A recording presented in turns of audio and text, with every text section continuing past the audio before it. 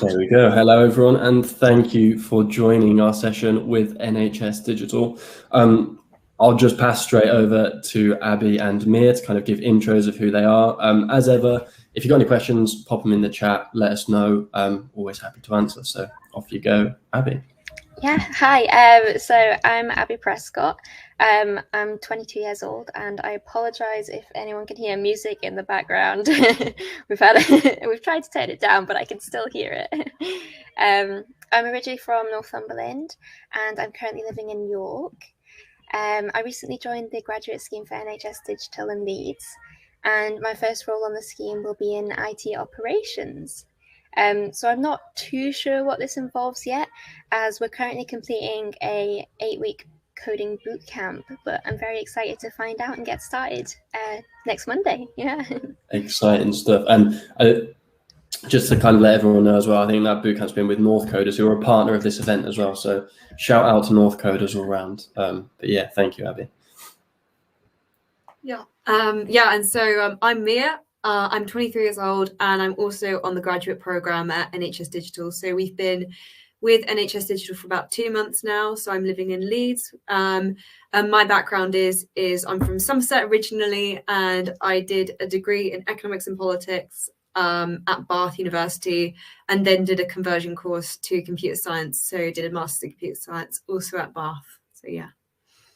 Thank you very much. It's always a tricky one, you know, doing an introduction without going too far ahead of yourself in a session like this, isn't it? But yeah, just kind of before we get started, before we dive into it, obviously this session is around career and technology, building it out. Get involved in the chat. Let us know if you have any questions that you're wondering. If you want to know, hopefully we'll provide tips and insights throughout. But yeah, if there's anything we miss and that you want to know, let us know. And Alicia, I can see you've said in the chat, hello. The bootcamp is called North Coders. I'll put that in the chat as well, just as a shout out. And there we go. There's the first question. Like to get it in early. But to kick things off, I think we'll go straight into it. And Abbie, kind of it'd be good to hear a bit more about your journey into tech from your perspective. Obviously, we've had a bit of background, but kind of explore that a bit more and yeah, how you got into it in the first place. Yeah, definitely. So my journey into tech started when I was quite young. I absolutely loved maths, and I used to always go along to my sister's maths tutor and ask for homework because I saw it as more of a game, like similar to Professor Layton or brain training, which I also loved. And then in high school, I think IT definitely appeared to be either creating Excel spreadsheets or was like a subject taken by your stereotypical nerdy boys. So I never even considered it as an option. So I actually did psychology, maths, and performance studies. So like dance, drama, and music at A-level. And then when I was choosing where to go for university and what to do, I had no idea. So I picked up a Newcastle Uni prospectus and I flicked through it looking for something that sounded really interesting, and I came across computer science. I absolutely loved the idea of doing computer science because it combined both that logical, mathematical thought processes and psychology, so how people interact with computers.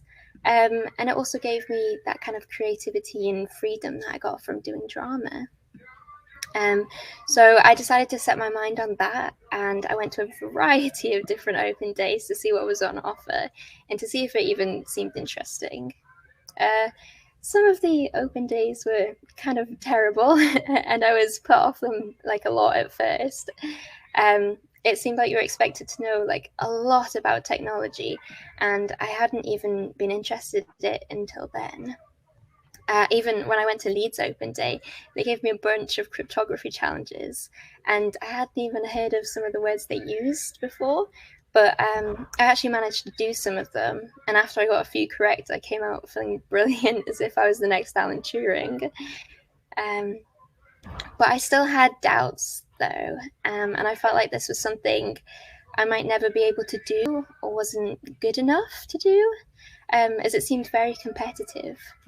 And at another open day, someone asked me about a technical term, and when I said I didn't know what it meant, they asked me why I thought I could do computer science, so that was very off-putting.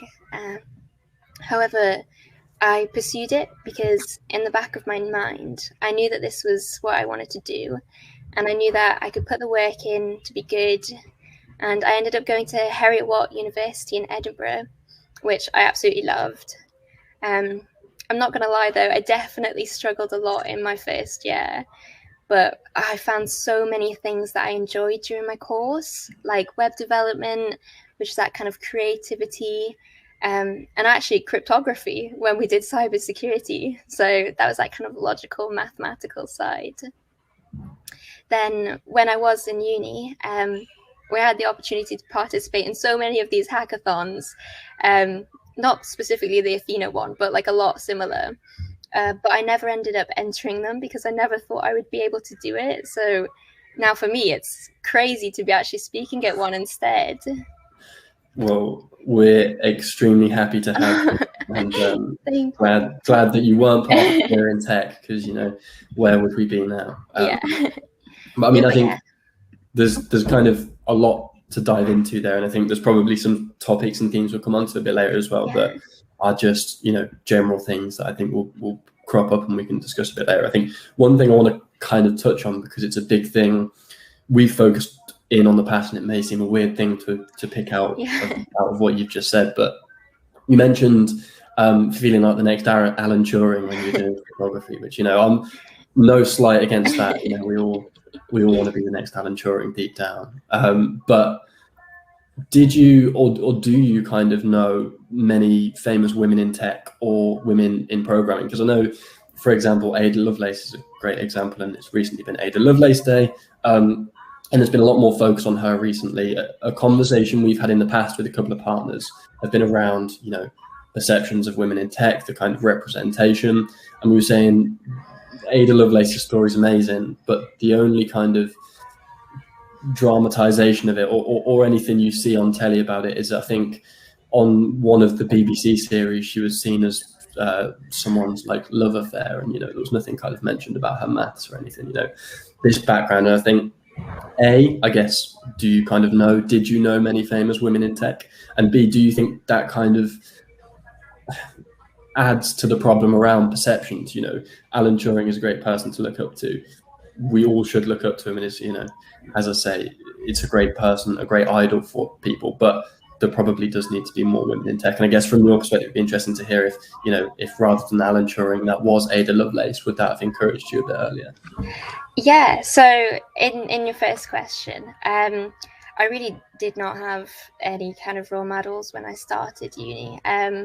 We did have an Ada Lovelace Day because I was a part of the Women in STEM Society, and we had one, and then we were kind of asking questions about it when we were planning it, and we were like, oh, like, who else is there that we can like focus on and like kind of bring to light?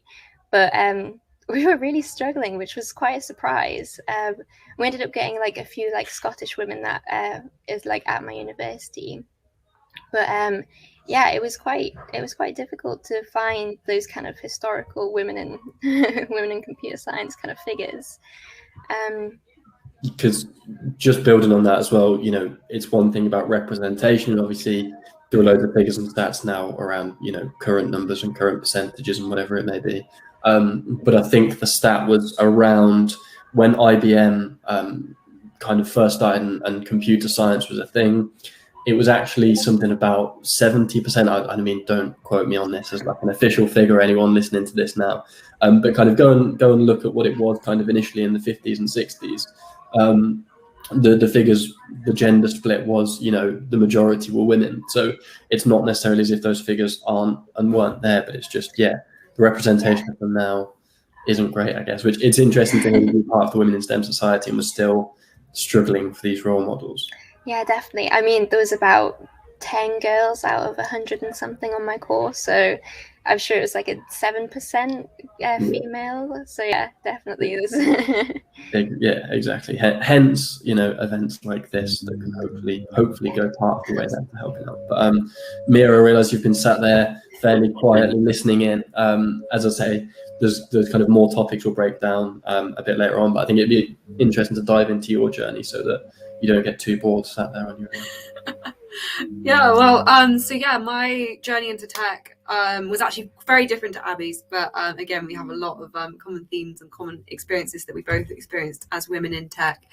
So I guess my journey kind of began. I took IT GCSE when I was about 14 years old, but I actually came very close to dropping the subject because I found the subject very boring. I didn't really feel like I was learning anything, and I actually found that I was like teaching myself techniques beyond the expected content, but I never really made that connection to coding and programming, and never really realized I could sort of expand my skill set further. And I think, again, it kind of links back to that whole idea, you know, my school even offered a computing GCSE. And so kind of I can sit back and reflect and say, oh, why didn't I take that opportunity back then? And again, it kind of comes down to that assumed knowledge. It's assumed that you'll already know how to code and have to, you know, just adapt on this course. And the likelihood was that actually the people who took it probably didn't know how to code before.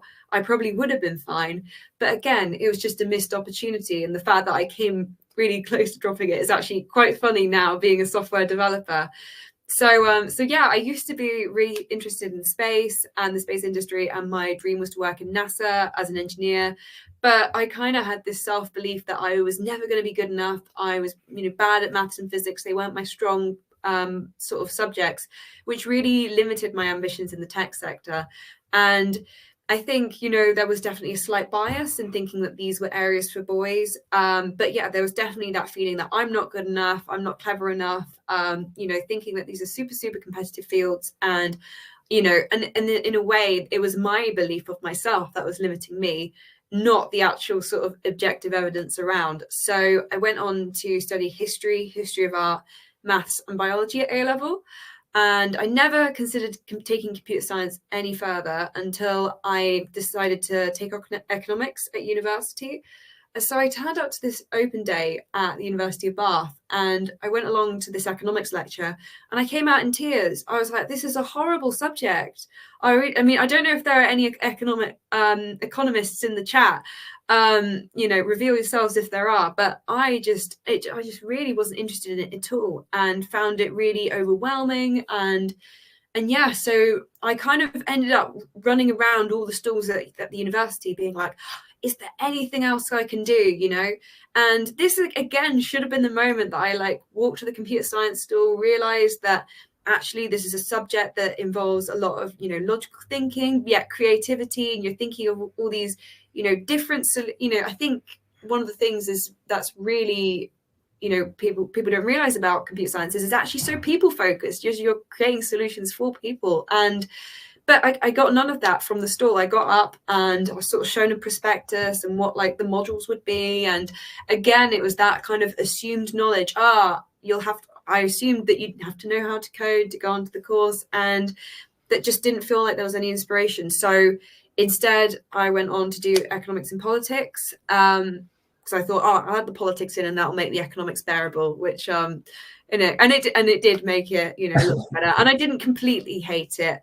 But yeah, I guess it was on my placement year, I really was when I realized I definitely made the wrong decision. I definitely shouldn't have been doing economics. But luckily, I could actually talk to the software developers in the company I worked for. And that was when I really got a taste of what computer science was like. I ended up basically doing a lot of automation in the job that I was doing, which was in an operations job, so shipping sugar. So I was able to sort of simplify my workflow. I was able to do data analysis and data visualization using Power BI, which I sort of taught myself. And this stuff actually really excited me. And so it was from that kind of experience that I realized actually I should be doing computer science. So I did a conversion course as a master's, and yeah, and now I'm at NHS Digital. So it's all worked out happily in the end.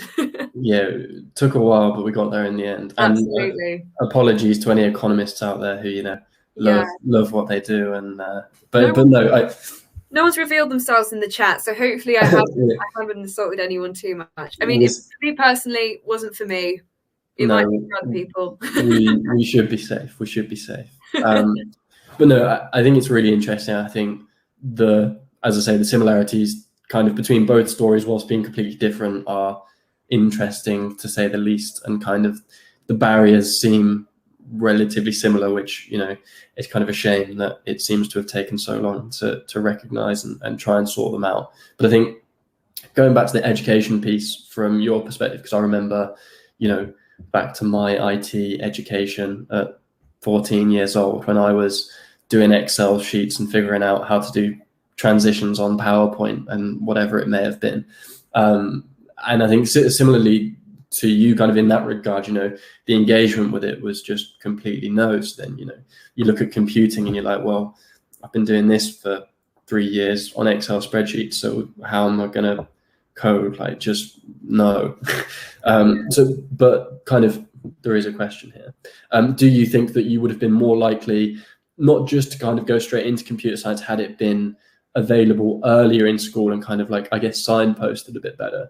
But do you think it would have helped your confidence as well? Because obviously, I guess if you're doing well at school, or if you have that kind of thing to say, actually, you know, you've done this and you have that signifier, then great. Whereas if you kind of get a B when you're on an Excel spreadsheet doing formulas, it's not quite the same.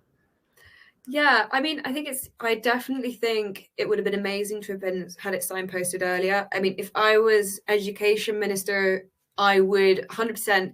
First thing people learn when they go into an IT room is how to code. I think age 11, really, I think a lot of the issue around coding is that there's so much jargon and it's really very mystifying for people who don't know how to code. I mean, my dad, ironically, was a software engineer.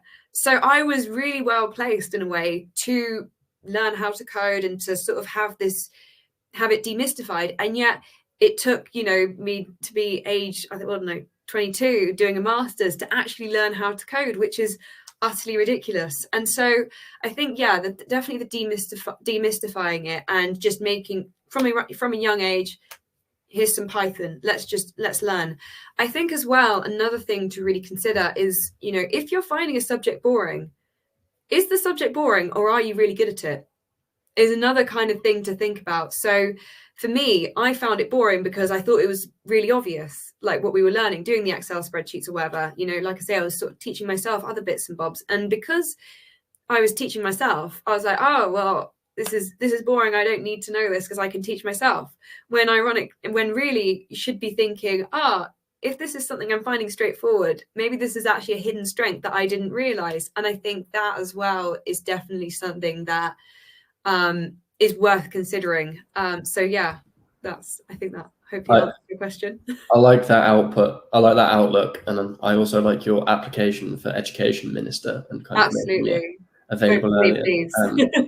But I think it is a very good point, and kind of, you know, touching back on what you said as well, Abbie, and kind of open it up a bit as well, but around the kind of creativity behind web development, for example, and, you know, cryptography and the maths that sits behind that, as someone who did Sudokus and other maths games that I was never clever enough to understand.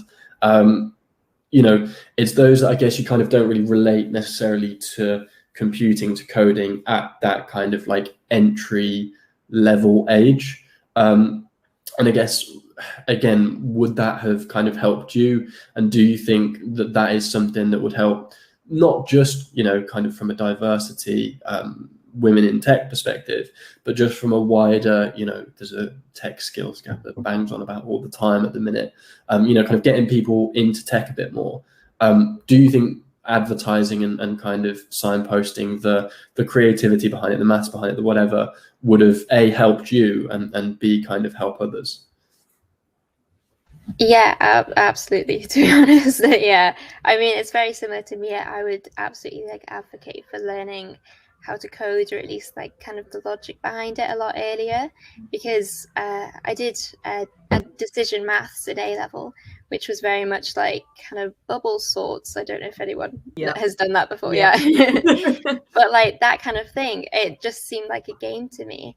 And I think if you were taught in that kind of way of actually even making board games using code, I think that would have like engaged a lot more people than kind of the way that, like, back in my day that we were taught. Yeah, no, completely agree. And I think that seems to be a big barrier, as I say, not just from a diversity perspective, but kind of all round is how it's seen. And I think to segue kind of nicely into the next set of questions off the back of that, I guess, is how your journeys respectively have kind of like impacted your views on a career in tech, and both, you know, the stereotypes, the expectations, the realities. You know, you both kind of mentioned the it's just for boys, classic, and whether you found that's the case. Obviously, you've mentioned kind of the women in STEM stats at your university, Abbie, and Mia, I don't know whether you did or didn't see the same on your master's course, but I would imagine it's relatively similar, because that's, you know, kind of where we're at the minute. But I guess it'd be interesting to hear your thoughts on that now, and what can kind of be done differently, what you think is being done differently, and what you would kind of say, I guess, to kind of encourage a few more women in tech, I suppose. Yeah, absolutely. So yeah, as I said, I definitely thought it was male dominated, and kind of a bunch of lads in like a dark room behind a computer screen all day and night. And I mean, I'm still behind a computer screen all day and night, but it's not dark. But no, yeah, after visiting like a series of unis, like I never saw a lot of women during like open days or anything, and I just assumed that's what a career in tech would be like. But like going through uni and getting a job in tech, like I have so many different role models of like all genders, races, ages. Like it was nothing like what I thought it would be. I mean, I was saying earlier, like I think our graduate cohort at NHS is like one big family, and like there's a pretty even split, like for male and female. I think it's like 18 of us. 8 out of 18, yeah. And I mean, having kind of pursued a successful career in IT, I've definitely kind of discovered that it's a lot more about achieving success through that teamwork and collaboration, like kind of not the lonely existence in a dark room. And at NHS, for example, there's a real sense of purpose in what we do, and definitely like a feeling of that we're making a true, like, meaningful difference to people's lives. And I think now, kind of in our job more than at uni, I definitely see like not that gender gap. Kind of it's pretty even from what I've seen here. Not in uni, but like in the job, yeah, it's a lot different. Which I guess in itself is quite interesting. You know, we talk about those barriers at education and at that kind of level. So, you know, to see that it's still reflective of that at university level, but maybe not at employment level, I suppose shows that, you know, things like boot camps, things like career changes, like later on, it kind of comes with I don't know whether it's a sense of, you know, I can do this, or a sense of I'm just going to change and go for it. But I guess it kind of does come down to that again. Yeah, because I think a lot more of the girls on our graduate program are maths like backgrounds. And I think it was very interesting because when they were talking about like applying for the role, I think if I came from a maths background, I would have been like, oh, I can't do that. That isn't like a job that I could do. But they still went for it. And I was like, wow, that's amazing. Like, congratulations. I'm so glad you got it. But like, yeah, it's that kind of diversity of thinking that I think NHS strives for, which is a lot different to what kind of maybe universities strive for. Yeah. I think that makes sense. And with you, Mia, is it kind of same story in terms of what you saw? And Yeah, I mean, yeah. So in terms of like my journey so far and how that's affected my view on tech, it's definitely made me realize how many subconscious barriers there are. You know, again, that kind of introverted male software engineer, being quite an extroverted female, definitely didn't feel like I'd fit in. But yeah, for sure, I definitely feel like I fit in at NHS Digital, and there's a really nice community. But as well as that, like, I'm very much feeling how much of a disparity there is between the encouragement to study computer science or other tech-related subjects versus the need for more software engineers in the workplace. I mean, there are some crazy stats, like over the next 5 years, like 150 million new tech jobs are going to be created. And yet already employers, like 94% of employers, believe there's a disparity between the number of jobs advertised versus the number of developers available. So there's an incredibly high shortage of software developers and people going into tech. And yet this is something that's just computer science isn't sort of already, pushed on to people, and it's not really, I think that big disparity isn't being made clear enough. So I think that's a really big thing that I've sort of noticed. And on top of that, I definitely agree with the idea of creating inclusive tech to allow for a diversity of voices, because you hear of absolutely crazy stories about, for example, this facial recognition technology, and for a white man, the facial technology is like something like 99% accurate. And yet when you start to look at women or people of color, like the facial technology just the accuracy rapidly goes down, just because the faces literally aren't being included in the samples. And so there's kind of a moral imperative as well for there to be diversity in tech, because these solutions need to include all these voices. And that's something that I think NHS is really good at. For example, they have sort of a women's network, and they've got an LGBTQ plus network who are actually actively involved in the development of tech. So, for example, I remember them saying about the NHS login. When you register on the NHS app, you have to use the video recognition technology. And so for people who are sort of, say, for example, transgender, that can actually be quite difficult using this technology. And so they were in very close collaboration with the LGBTQ network to make sure this technology was inclusive and going to, work for everyone. So yeah, I think that's something else which is really good that they're doing. Amazing. I'm glad to see that one of me and you have done our research for this session with all the stats there, putting us to shame. But no, I think you're absolutely right. And as I kind of touched on it earlier, the tech skills gap, and you've kind of like put it into numbers there, which is relatively scary with how it is. But I think it's something, again, diversity or no diversity, it shouldn't be as hard to solve as it is. I think it's quite an appealing thing. It's just you get to an age where you're like, is it too late to change now? It's one of those things. And I guess you both did, and you both have, and you both now are where you are, which is amazing. But I suppose there's people who kind of never made that choice or never put two and two together. And I suppose, well, there's a couple of things. It's never too late. You've both been on a course with North Coders. They obviously do it from scratch. There's plenty of boot camps. There's plenty of, I think, free code camps, another one, just like practicing your skills and doing stuff on there. To kind of always learn, to always kind of like improve, whether it's starting from scratch, whether you kind of just, you're well, I say an expert, but whether you're kind of like well-versed and want to improve, there's plenty of things to do. Shameless plug for show code as well. We've got things going on just in case you want to join. But no, like there's a lot going on, and it should be an easier problem to solve. But yes, it's probably something that needs to be signposted a lot earlier, and then kind of encouraged later on, because that's, I guess, the irony of it is that there are a lot of great initiatives post university, as I guess you're seeing both in the workplace and at a boot camp, etc. But by then, how late is it? People, if they'd have seen this when they were 12 or 13, how would it have impacted it? So yeah, I think that's very interesting. I think some stats there that were interesting and slightly scary. So yeah, thank you for doing the research, Mia. That's good. But I think kind of diving in, you both sort of touched on obviously how the NHS digital scheme has like impacted where you are, the inclusiveness of it, the diversity of your cohort in particular, as well as previous cohorts, I'm sure.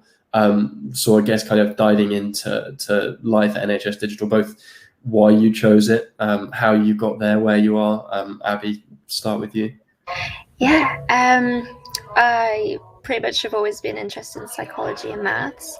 I kind of love understanding why people react the way they do. So my dissertation at uni, I made an app to help students with time management and well-being, which was kind of influenced by mental health statistics as a result of COVID. But when I first met some of the other graduates on the scheme, we all discussed our dissertations in uni, and there was like a common theme of healthcare. And I don't think any of us actually knew that our choice of dissertation would have like such an influence on our career. We just followed what we were interested in, to be honest. But my desire to kind of help and like assist people like that face personal challenges definitely meant that like a role with the NHS was like particularly interesting to me. So yeah, I just applied to the grad scheme, and there was an extensive assessment process. But no, I was really delighted to be like one of the few students selected. And I think like when I completed my interview and I got the job offer, when the woman who I spoke to, Yasmin, she was like, you got this job because you were so enthusiastic and like you just seemed like you really wanted the job. And I was like, yeah, I will definitely put in all of the work just to get here.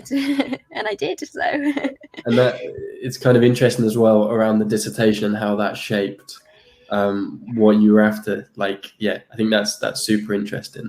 That was obviously something even before you possibly looked at, you know, career paths and where you would go afterwards, that was something you'd always kind of been angling toward. Yeah, I was like dead set on doing like web development, front end development, and I did my dissertation without even thinking about like the other chances that I could, like the routes that I could go down. And then when I saw the NHS one, and I was like, that's perfect. Yeah, interesting. And with you, Mia, kind of how's that journey look for you? Yeah, I mean, quite similar to Abbie's, to be honest, that whole like drive to help people and stuff. I mean, my mother's a nurse, my godmother's a nurse, my best friend's a nurse. So I definitely felt like a very personal connection to the NHS and a big drive to contribute because I knew whatever work I'd be doing would be helping them. So definitely that was like a big drive when I saw the role. I was like, oh, that was like my initial thought. I was like, wow, like that would be amazing to do that. But you know, another thing that really stood out was the fact that the work itself was not going to be driven by the need for financial gain. So the programs that we develop and the systems that we're creating, they're going to be designed to help save the NHS time and money in the long run. And the aim of that is to provide better quality healthcare and not to have bigger profit margins. And so, you know, having sort of, you know, my previous experience where the aim of the job was to sort of create more money for this commodity trading company and create bigger profit margin, it really made me think, yeah, this is really exciting, be able to do something that's a little bit more meaningful and it's going to have a little bit more of a real world impact and stuff. So yeah. And do you think that's kind of another thing that's probably not recognized enough when it comes to careers in tech is, you know, the impact you can have when you're working for organizations? I mean, NHS Digital is the perfect example, really. And I guess, you know, especially now with kind of everything that's going on, there's kind of a lot of scope to help, but I suppose you don't really put two and two together in that sense. As you said, Abbie, you know, you were interested in it doing your dissertation, but you never really thought until you stumbled across it. And then you're like, oh, this is perfect. So I guess, I don't know, it'd be interesting to hear whether or not you think that's kind of something that's underrated when it comes to careers in tech, is the impact you can have. Yeah, 100%. I don't know if that was addressed to me or Abbie. I think it started off with you, Mia, and then I went to Abbie, and then I went back to you. So who knows? But yeah, go on, Mia. Yeah, no, I was going to say, like, I think that was one of the reasons why I actually initially decided to switch to computer science, because I realized the work the software developers were doing at the previous company I worked for, that was actually impacting my day job and making my day job a lot easier. So I was like, oh, that's really cool, like that they're able to create these systems that help simplify my job. So I think that was definitely like a big incentive for it. But yeah, I don't know if Abbie has anything else she wants to add. No, I kind of, yeah, I think I chose like my course because I was very drawn to like games development, but then I think I stayed because I found like all of the other things that you can do with their software development. Yeah. Sounds good. And I think final thing, kind of before we let you go, thank you for offering up your Monday evening to chat to us. But just kind of any tips for any of our Athenians listening, whether it comes to, you know, anything to do with the hack, but more importantly, kind of career-wise, I guess little bits of advice that you've kind of been there, done that, got the t-shirt, so to speak. So yeah, any kind of advice for them would be amazing. And just a quick caveat before we say this as well is, if anyone has any questions, let us know in the chat as well, and we can kind of answer them at the end too. Yeah, so kind of definitely my journey summary. It was very much like doubting my decision, imposter syndrome, people telling me that, or like making me feel that I couldn't do it. Like with and not applying to any of the hackathons, I just thought that I couldn't do it. So it's great that you're all here. But I would definitely say, like, do not doubt yourself ever, or let anyone's opinions change your mind. Because if there's something you really want to do and you are really passionate about it, then you're going to put in the effort to make it possible. So like if you see a job or an opportunity like the hackathon that sounds really interesting or exciting, but you're not sure whether you are good enough or whether you like have the skills for it, just go for it. Because like if you don't, you've like immediately failed, kind of. But like if you do it, you don't know what could happen. So yeah, just look for something that you're really enjoying or you're really interested in, because you have a much greater chance of succeeding in it. I think that's great. And, you know, obviously we're biased with hackathons, so, you know, but I think you're absolutely right. And with hacks, you know, we kind of look at the project gallery from last time around when we ran this in April, and not just, you know, the quantity, but, you know, 60 projects was amazing. We didn't expect anywhere near that many from various people, but I think what everyone managed to achieve over the weekend, we were impressed. The sponsors were impressed. The judges were impressed. But I think the biggest thing was that everyone who participated was impressed with themselves, you know, whatever they kind of managed to achieve. And that's part of the thing that drives this hackathon and kind of will drive it going forward. Is it's an opportunity to kind of come and learn and prove to yourself what you can do over the course of the weekend. You know, it's great that we have prizes. It's great that it's a competition. It's great that you can do whatever. But I think kind of just coming along and seeing, actually, I'm going to put my focus into coming up with something like this over a weekend. Because a lot of the time as well, you know, again, with a hack, it's skills outside of just coding as well that kind of like come within the world of tech. You know, you have to problem solve, you have to be creative, you have to have, you know, kind of an organizational structure and think about these things that, you know, as you said kind of earlier, Abbie, just sitting behind a dark computer, whatever it may be. And there's obviously an element of that, but, you know, there's kind of so much more to it than that. So yeah, hackathons are great. Thank you everyone for joining. But no, kind of, I guess same question to you, Mia, around tips for everyone taking part. Yeah, so I think one of the best tips that I ever heard from a talk kind of similar to this was someone was saying about how basically, you know, if you see a job with, say, 10 required competencies, quite often men will see that they match 2 out of 10 and just go for it, just apply. Why not? You know? Whereas women, they're more likely to see that they match 8 out of 10 and think, crikey, 2 out of 10 I don't have, I'm not going to be good enough.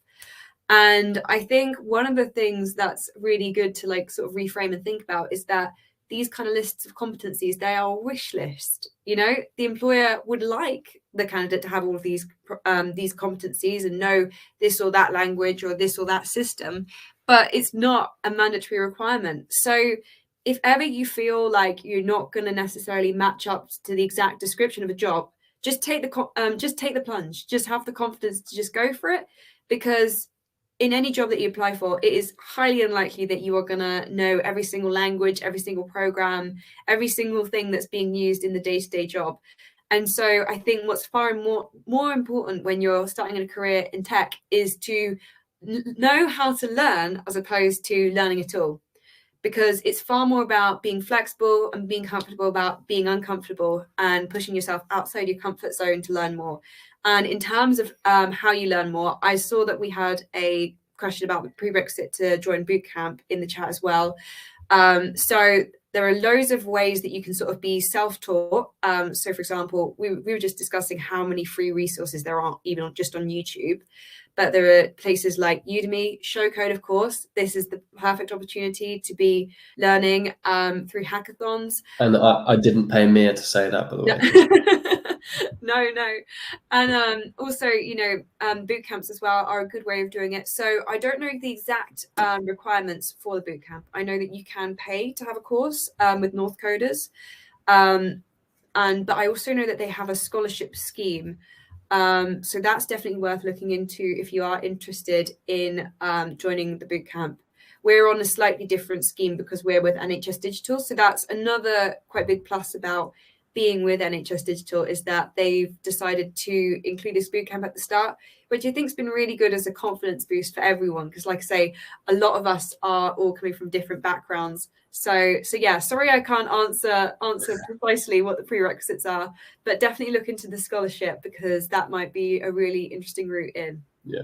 and you know, kind of on that as well, as I mentioned earlier, there are a few resources, but there are also, you know, Girl Code, First Girl, She Can Code. There are loads of resources specifically for women and non-binary in tech as well, but kind of offer those scholarships, offer those boot camps. So yeah, I think just kind of a bit of research around that and find the option that's best for you. I think you kind of touched on something really interesting there as well, Mia, around kind of, you know, the willingness to learn. And yeah, I think we could talk all day about the, you know, the bias touch points and 2 out of 10 and 8 out of 10 and whatever it may be. I think there's probably a lot to be done there, and I think advice of, you know, just go for it is probably the best way to sum that up very quickly. But kind of based on the self-taught aspect as well, I think there was a survey in 2016 from Stack Overflow. You know, kind of over 500,000 developers were surveyed, and I think 69% maybe, so, you know, well over 2 in 3 said they were self-taught, or at least in some regards were self-taught. So, you know, what they do now on a day-to-day basis, they didn't know or didn't do when they first started, or whatever it may be. And to be honest, that's just people who are willing, you know, to own up to it and to say it. So there's probably another X amount of people that, you know, think they knew it all and know it all that didn't want to say it. But I think that's just a really important thing, is that in this industry, especially because there are so many resources, because there are so many things, and because it always changes, you know, in 5 years' time, there's going to be new languages, there's going to be new developments, there's going to be new things. So it doesn't matter if you don't know now, it doesn't matter if someone else does know it and you don't, because like that will change. So I think, yeah, that kind of being willing to learn, and don't pigeonhole yourself and think, oh, I don't know that, because A, the person who gets the job probably won't know them all either. And B, in 3 years' time, it will be a completely different wish list for a similar role, because it will just develop so much. So yeah, I think unless there are any more questions, I think that's probably quite a good note to end on. So thank you both so much for your time. As I say, a huge thank you to NHS Digital as well for kind of sponsoring the event. We do a lot of work with them. It's a great partnership. We'll be kind of like doing more in the new year as well, so keep an eye out for that. But yeah, they're kind of huge supporters of this, so a big thank you. And I think we'll have some mentors over the weekend as well from NHS Digital, so looking forward to that. But yeah, just a big thank you, Abbie and Mia, for your time. I think if anyone's kind of watching retrospectively as well and has any questions, just let us know. We can get them answered for you, but hopefully you've found it helpful, and hopefully it's been insightful. Yeah, thank you very much, guys, and thank you, Alex. Thank you. Bye-bye. Thank you.